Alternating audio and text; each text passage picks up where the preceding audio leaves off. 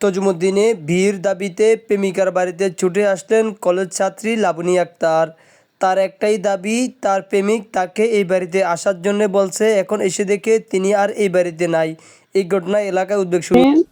তামজিদ আমার বলছে আসতে, তামিম আমার বলছে আসছিল আসতে, আমি আসছি মানে আমার ফোন দিয়ে বলছে আসতো দরজা থাকবো আর আমার এইদিকে হেল্প করবো খাইবো। পরে আমি আসা দিকেও নাই, পরে আমি ওদের ঘরে আসা উঠছি, উঠা পরে ওর মারে জিজ্ঞেস করছি তামিমি কই।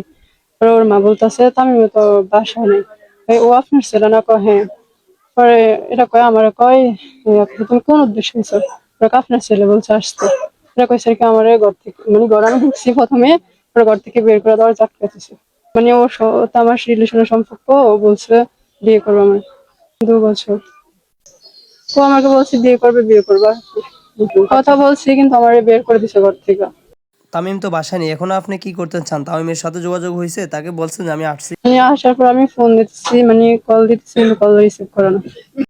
এখন আপনার করণীয় কি? এখন আপনি কি করতে চান? সে তো বাসায় নেই।